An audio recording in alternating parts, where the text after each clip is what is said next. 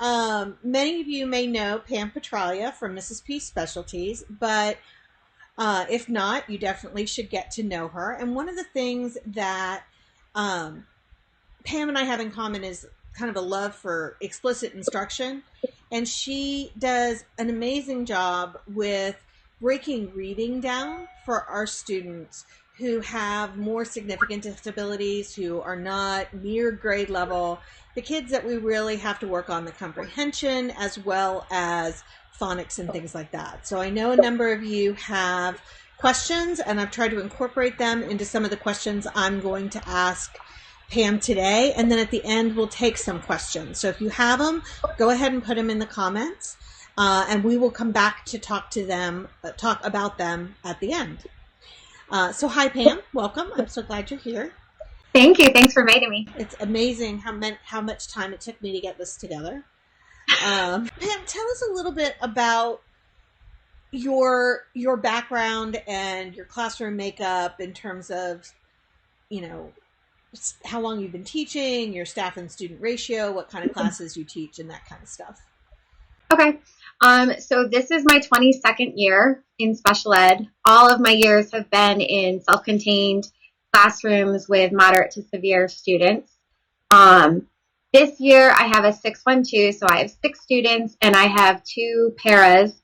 One of my students also has a 1-to-1. So we actually haven't hired that person yet. We're just dealing with subs at this point.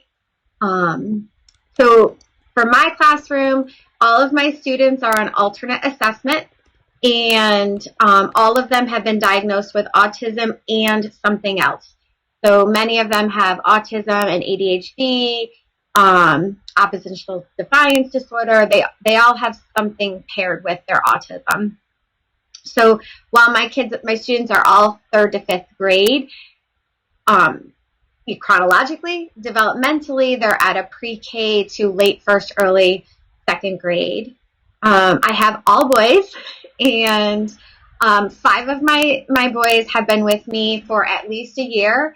I only have 1 new student this year, which has been helpful in sort of jumping back in quicker because we already knew the schedule and the students. We are in a public school. But we're a self-contained program, so we travel as a unit. We go to art and music and all those things, but we stay with our class. We are sometimes paired together in PE with another class, and that has varying levels of success. Awesome. All right, I think I fixed the sound problems. People were saying that your volume was much louder than mine, and it turns out I actually have control over that. Oh, good. As strange as that seems. Okay, so now I can make that go away. So, in looking at your daily schedule, how does reading fit into the overall daily schedule? Do you have a dedicated reading time? Do you do 1-to-1? Do you do small group? How do you set it up within your classroom? We do all of that. So we take reading and we sprinkle it across our day. And we sort of come at reading with my students at all different angles to see which one really works for that student and make sure that we're creating flexibility within our teaching.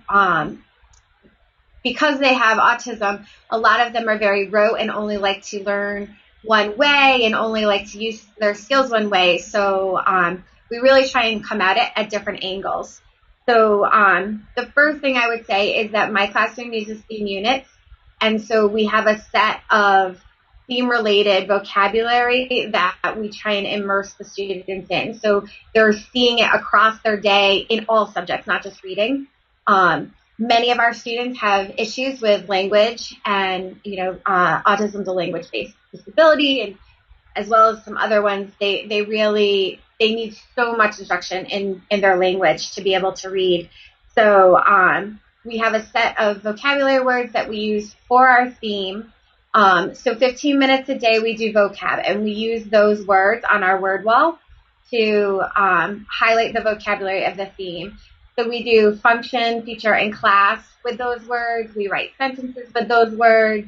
We do write the room with those words. We play hangman with those words. Those words are are sort of central for our learning to make sure that the students are understanding what the words are, and they're flexible. So, like if it's our school theme at the beginning of the year was, say, pencil.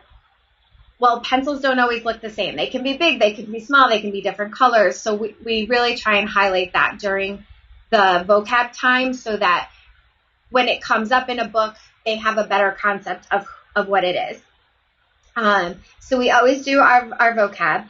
And then we do read to self. So we're specifically there, we're working on building interest in books, building stamina in books. We do direct instruction. So we call them work centers in our room. And so we have 2 centers, and we have the math and the concepts, which is sort of our reading and like basic concepts of WH questions, your personal information, that kind of stuff, at that center. And then I pull them for one-to-one instruction, and I'm specifically targeting their IEP goals, but all of my students have reading goals included on their IEP. So we work on those one-to-one during that time. And then when they go back to the table, that is the center that's run by the para, they work on it again, but they're with 2 other kids at the table. And then we also have reading center time, and we have 2 centers going during that. And so the first center is the Phonics or word work center, and the other one is the writing center. And then I pull for guided reading. So they're getting more one-to-one, and then they're practicing the skills in the centers that we're teaching in guided reading. And then we also have book extension time, where we're working on listening to a book, listening comprehension, the components of a story, the setting, sequencing the pictures, that kind of stuff. Cool. All right. What reading programs do you use with your students, or what reading programs have you found to be successful with your guys? So currently we're using the Fontes and Fennell guided reading. It's mandated in my district. While my district is sort of unique, we are all special ed, but my students have the biggest needs. They're the most neediest. They have the autism and then something else. Most of the students in our district don't have the language-based disability, which is why this program was chosen. It is not ideal for students with language-based disabilities, because you can't pass to the next level unless you can answer abstract questions about the text and thinking outside of the text, which my students just really struggle with. So we're mandated to use the Fontes and Fennell guided reading along with Daily 5 components, which is why we have working on their stamina. We're doing reading to self and the reading centers where they hop around.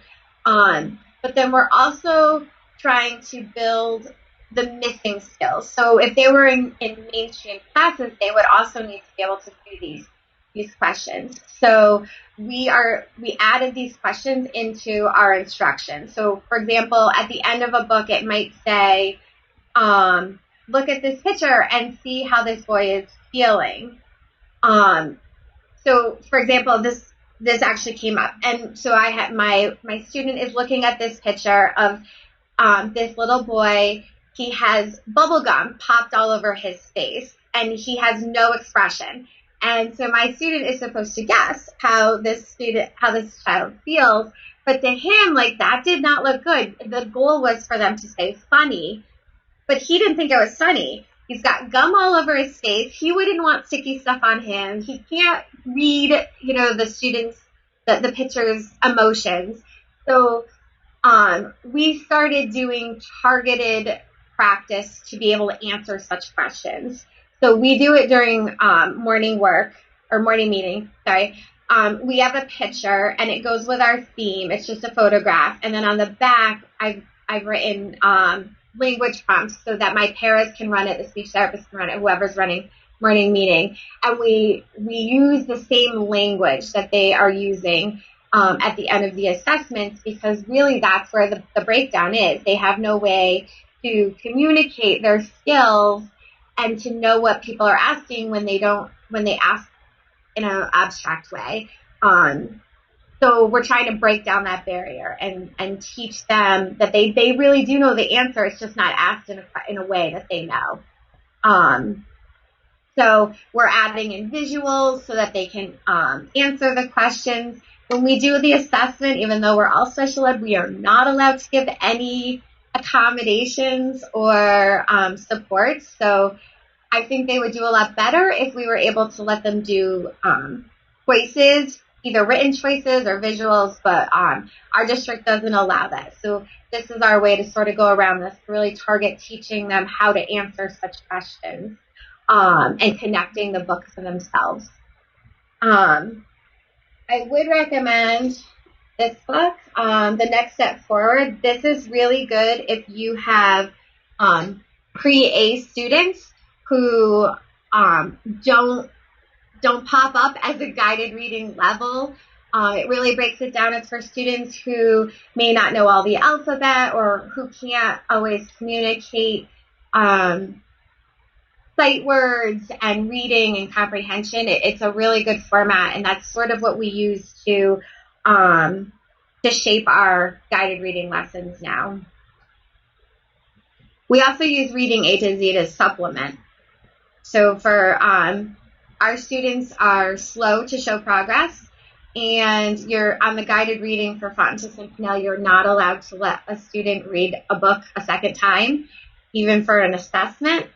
So we ran into trouble with 3 assessments a year, and if your student hasn't moved, what to do next. So we use the benchmarks from Reading A to Z to help supplement that, to give us another option, because Phonics and Pinel clearly just doesn't fit us as well as it might fit other kids, other programs. So we print them out and we do them one-to-one. I'm not a big advocate of doing reading instruction online. I think that it doesn't necessarily transfer over into the real world and being able to sit and listen to a book and answer a book. So we do print it out, the Reading A to Z. We don't do it online.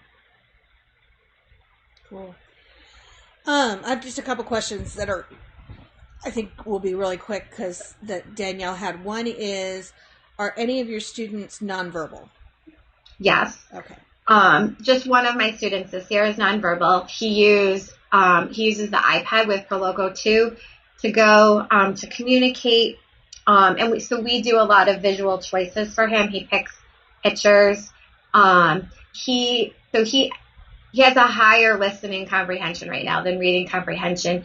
He is very rote, and he doesn't always generalize the skills. So he's relatively new to me, and he could do some reading skills in his old program, but he isn't able to do them in ours because it's not the same room with the same materials, with the same teacher at the same table. So we're really trying to work to generalize his skills right now. But he uses a lot of the visuals, both on the iPad and on just like interactive book kind of pictures, to show us his skills. Cool. And then she also wanted to know what level readers you have. So I have pre-A all the way up to a level F. So they're scattered. None of them are on the same level, of course, because that would be too easy. Yeah, that would be way too easy. And I'm going to come back to the other questions when we finish, but I thought those two would kind of give you some information as you listen to some of the other things that she has to talk about.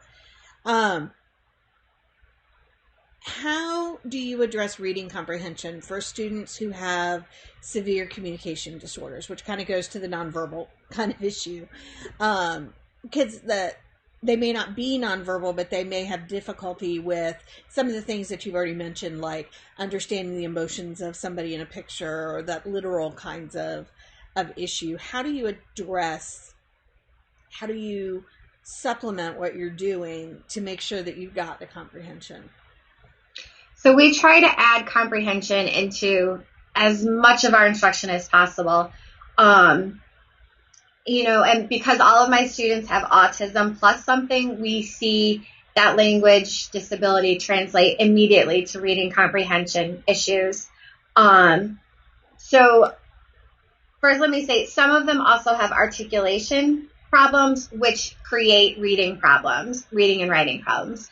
So for that, we assess the student with the speech therapist, because when I was first doing it, I have this one student who has apraxia and really severe articulation problems. So I was giving him the guided reading test and marking way more errors than he actually had, because I wasn't as familiar with his substitutions and the omissions. And so to me, it sounded like an error. But when I had the speech therapist sit with me, and she was like, oh, no, that is that word, because he substitutes N for T. And like, she could very clearly see what he was saying. So if you have a student with severe Artic, I would recommend trying to pair up with your speech therapist to do the assessment. And then we have the speech therapist also do, he practices all of the sight words with the students, and also targets the questioning to try and see, to build up. Like if we know that they can answer a WH question, then how are we going to tweak it to get closer to the abstract question that they're going to be asked in mainstreaming or in an assessment? So I would definitely say pair up with your speech therapist if you could. For the rest of them, for reading comprehension, we do a lot of read and do. So it's great if you can read it, but if you can't act on it or know what it's talking about, then it doesn't matter. So we start, for my real low readers or my pre-readers, we start with a picture that is a little bit larger than the text. So we work on just rote commands at first that we know the student can do. So for example, clapping. So there's a picture of clapping and it says clap. And we point to the word and then we model it, clapping. And as the student progresses through that and can sort of pair the picture and the word together, we start fading the picture. And then we start adding in more words. And eventually we get to written words where there's no pictures, it's just on a worksheet, or we handwrite it to be able so that the student can do something. We have learned with this, though, that it's important to also make one of those directions something that they're physically getting up and doing, or going to say something. When we first were doing it, we sort of left that component out. And then if we put in, say something like, say hi to Miss Pam, that was it. They were done. They couldn't do it because it required them to speak or to go and get somebody's attention. So I would also add those things in too. But it's such a crucial life skill to be able to read something and then act on it. So, for example, following a recipe, if it says stir the batter and you just read it, nothing's going to happen to the batter and you're not going to get whatever you're making. So we really try and work on that. And we work on that across the day. Again, we write directions to students at all times. We do it in their task boxes. We do it in reading centers. We do it in direct instruction. So that's sort of how we attack it. We attack it with the visual supports, and we practice the WH questions, and we do the read and do. We have Play-Doh mats that are very similar to that. It says like, add 3 more leaves to the fall tree, and they have to read it and then use the Play-Doh to make it match the picture.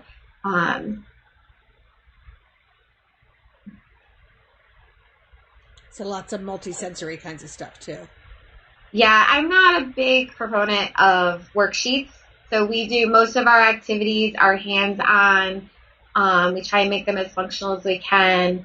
I don't know, I would find it boring to do worksheets all day long. So yeah, I'm guessing they do too. Cool. Can you talk a little bit about any tips you have for teaching the multiple students who are at all different levels? Sure. So all of my students are at different levels. So for direct instruction, I'm pulling them and we're doing one-on-one. When they're at the table with a para, they are there with other kids, but typically they're not being grouped together. Like they may all listen to the same story and then do different things to act on it, where one student might be putting pictures in order, sequential order from the book. Another student might be choosing the main problem or doing a story map, and another student is answering verbal reading comprehension questions. Typically, they're grouped together, but they're not usually doing the same thing. And so we've talked to our paras about being able, they have a bucket of different materials that they can pull out. And so, this student's doing an independent thing, and this person's going to do an independent. So I'm going to be working really closely, direct instruction on this one, and then he's going to get an independent one, and I'm going to do this one. So they take data through the whole thing, and they sort of go back and forth between the students. So between the direct instruction, they're doing a more independent thing or a follow-up thing to the instruction. So we've taught the paras that they can how to monitor those three. And then all of the direct instruction is one-to-one, and the paras are monitoring the other students. Cool. So you're doing small group, but you're really rotating your instruction among the students. So very similar to what I've done in the past. Cool. And any tips? Talk about how you think about whether to teach sight words or phonics. Do you teach both? How do you think about that issue? Because I know that's a question that comes up frequently. I do both. I do sight words during direct instruction because when my students get to continuous text, if there's a lot of words they don't know there, they're instantly frustrated and the behaviors come out. So we do it to decrease their frustration, and once we start teaching them some words that they know, then we use those words to build on their phonics skills. So, for example, if we taught cat and pat, well, then we can start talking about how you just changed the first letter, and look, these two letters stay the same. And so we start with sight words, but we're really doing phonics at the same time. And you never know which one is going to be the key for that student. So we do both. We use the sight words as a way to help with our phonics, and we make sure that the sight words are also functional words are in there. So, want and help and push and pull and all those ones that they need for in the community and for following the written directions, those are added into our sight words too. Cool. For reading centers, we focus more on phonics. So that's when we really highlight the word families that they were using from their sight words, and vowel patterns, rhyming, syllables. And I introduce that in one-to-one when they come to me for guided reading, and then they have hands-on activities to do with the paras to reinforce and practice those skills. Cool. So Donna asked, how long are your stations? Well, technically they're about 27 to 30 minutes, but I have some students who don't have the attention span yet to go that long. So they might cash in the middle. We do token economy systems, and so they might cash in the middle, have a 3-minute break, and then they go back into the last half of it. So theirs are more like 12 to 15 minutes. Cool. Danielle said while you were talking about the centers and the materials that you use that it sounds like a lot of prep. Do you have any tips on how to minimize prep or deal with that issue? It definitely, special ed is a lot of prep, because for me, I want them to be laminated and a lot of Velcro, because that means I can use them for years to come without having to prep them again. And if I have students who, drool or have sticky fingers all the time or whatever, we can wipe them off with our wet wipe.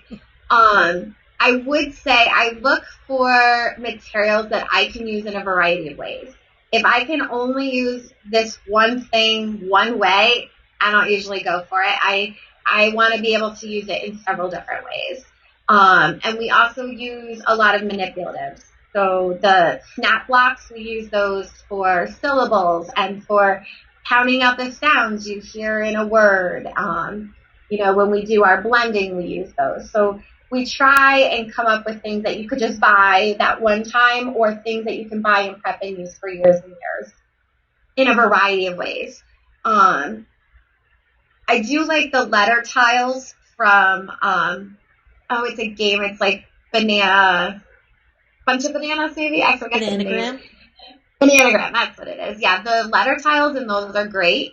And if your school has ever done Words Their Way or Foundations, grab the manipulatives from those. Like, it comes with the whiteboard and the magnetic tiles for the letters, and we use them for a variety of things, not just for reading. For example, my student who is nonverbal, he was struggling in our vocabulary hangman. So we made him a hangman board on an old Foundations board. So he has to watch what letter we use, and he has to take that tile off of his board so that he can follow along and see which letters are still available to choose from. Cool. John, I wanted to know, are there any other reading programs that you use? Like, I know I have some students who use like Reading Mastery and Direct Instruction and some other more specialized curriculum. Do you have any other programs that you use? Currently, we're only allowed to use the Phonics and Pinnell. We have used the Reading Mastery. It has pros and cons. For some of my kids, it's very helpful. For other kids, it wasn't enough for them once they got to the point where they knew sight words and needed to read a little bit more. I also had some students who got very fixated on the way that Reading Mastery writes their letters, and they don't always use capitals, and it became an issue for a few of our kids. We have used Unique, but we still needed to supplement so much of it that it just wasn't worth my time. If I have to supplement this much, I'm just going to use what I want. Mm-hmm. Let's see. I think those are the main ones. We did try Foundations, which is a good program for hands-on learners. It wasn't great for my students with autism. It wasn't explicit enough for them. Yeah, and I see that with a lot of curriculum, and I see that being the split that really sets them apart. It's not just that you can, I think a lot of people think I'll just slow down the general ed curriculum and that's going to solve the problem. But the problem is that they don't go any faster when we slow it down, so they just get farther and farther behind. Right. And the split is really the problem. The lack of understanding of even the way the program works then impacts their learning. It's like they need something completely different. And that makes it hard. You talked a little bit about this, but Anna asked, do you use any visual help? I know you talked about the snap cubes for syllables and the letters. Are there any other visual cues? So for stretching a word, we have a lot of my students really struggle to stretch a word enough that they can hear all the sounds in it. So we've used a variety of things. The thing that they like the most is like one of those mini Slinkies from the Target dollar spot where you stretch it out slowly. You can also do it with like a pop tube. We use a lot of visuals. Some are the letter tiles from games, and some are just pictures that we've taken. So if we were going to do sequencing of a book or give visual choices from a book, I would just take a picture of the book with my cell phone and I would print them out. For my kids who have a little bit better reading or who have better listening comprehension, I might write not a full sentence, more like the boat was stuck, or just like a phrase, and then I could read them to him. And some of my students are able to use just those. They don't need a full picture, which is helpful if you're got something on the fly that you need, or you've lost your visuals or whatever. Yeah. Because that happens, Yeah, I was going to say, lost visuals? Really? Danielle wanted to know if you use running records for your data collection. We do. It's part of the Phonics and Pinnell guided reading. So for For the program, you have to do running records as part of your assessment. I take them varying times. So our assessments are set. They're 3 times a year. But in my one-to-one guided reading instruction, some of my kids, I'm looking for omissions or smooth, fluent reading. I'm not necessarily looking for a running record. So we're given some leeway in the individual pull-out sessions, but during the assessments, you have to do running records. Got it. And then she also wanted to know, how long do you use the same book? So we try to use it for about three sessions, and then we move that book to, they each have a bag with their name on it, and they go through those books first at read to self time. So we try and move it as soon as possible. Every once in a while I get a book that they just pick up on that first time and they can put it in their book bag. And then I have some students who we really have to go through it for a good, 5 or 6 times before it moves. And then I do random checks. Usually I try and do it like every month to month and a half. I have them go get their book bag and I have them read them to me, because sometimes I find that they've memorized it from going through a couple times. And so when I'm like, oh, point to the word from, now they can't find it anymore because they weren't actually reading the word. They were just reading it to me from memory. So we do those checks to make sure that they're not just telling the story in their head, or, they saw the picture and they know what's going on, that they are still reading. Because they really need that high repetition and practice over and over and over. Because they're sneaky little guys. They really are. It's so funny. It's like, could you use that power for other things? Josh wanted to know, what is the name of a pre-A resource book that you recommend? This one? I think so, yeah. Okay, it's The Next Step Forward in Guided Reading by Jan Richardson. Okay. Awesome. It's really good. I got it off of Amazon. Shortly after I bought it off of Amazon, my district then was like, this is a great book. I'll buy it for all your teachers. So I would say check with your reading department. They may already have a copy or can get you a copy. But it has a whole section in there totally devoted to students who are at a pre-A level. And it has the steps of the lesson that they recommend all broken down for you. And it does take a chunk of time, but we have seen success with it. Cool. All right. Anna says, my son is nonverbal but can read great. The problem I have is that he won't read the book himself. Do you have any pointers?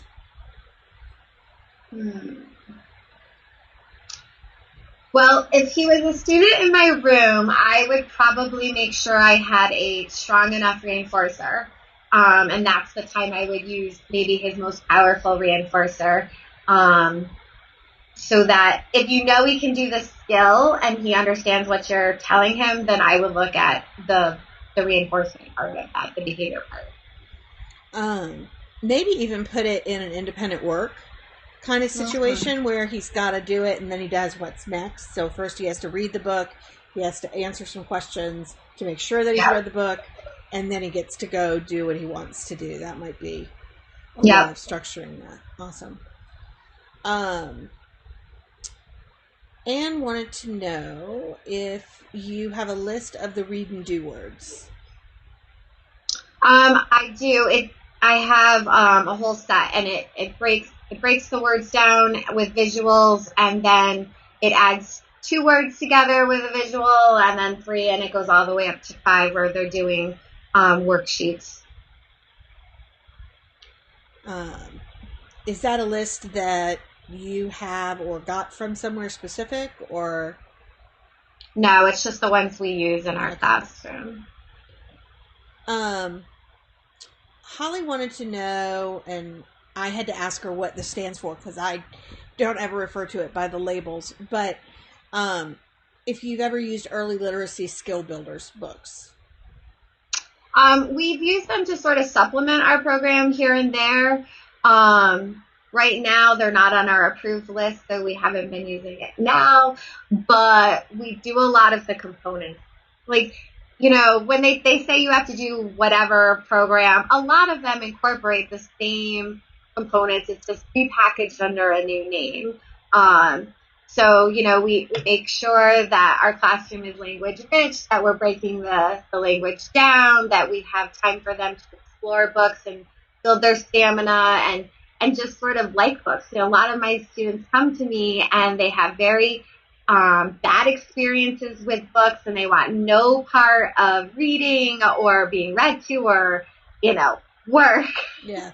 I had one student, he says to me, I don't read, I'm not reading, don't even think about trying to teach me. I was like, okay.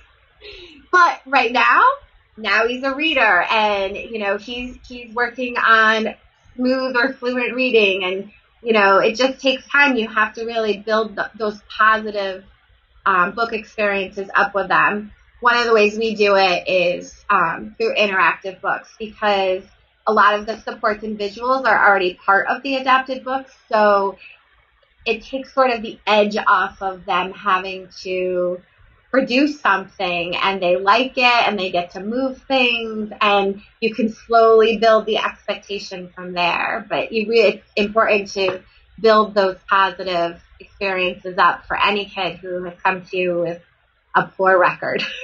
Well, and I know that I've had a lot of people give me feedback about interactive books, just that they feel confident about reading again. It gives them the confidence that they can read.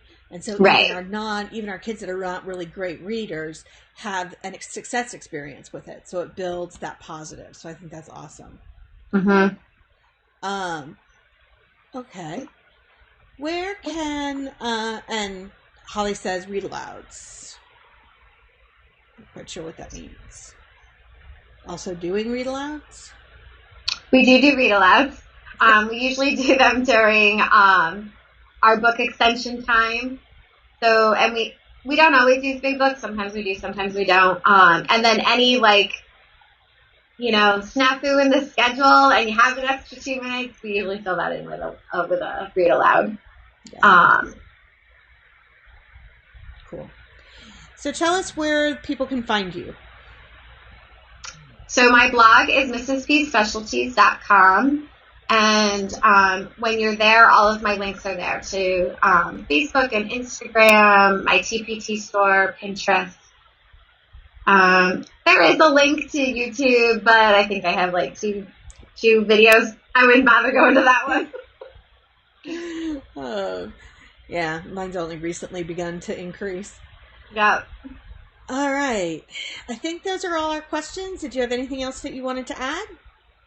I don't think so. If people have other questions, they can, I can follow the thread, or they can send me a message. Either way is fine. And just tag her in the thread so she'll know, because I'm not very good at keeping up with that. Thank you guys for spending part of what I know for some of you is a holiday. And joining us. If you're watching the recording and you have questions, just leave them in the comments and tag Pam Petralia or Mrs. P Specialties. And I will be back this Sunday. I think about what day it was, with another topic for our Facebook Live. I'll either be in the group or here. Danielle says you sound awesome, Pam. Oh, thank you. They all say thank you, and Anne would like you to sell your read and do list. Oh, I do. It's in my TPT store. Oh, okay. Well, then can you come back and put in the comments a link to that? I will. That'd be awesome. All right, guys. Go enjoy the rest of your weekend if it's still your weekend, or the rest of your week, and hopefully I'll see you again next week. Bye.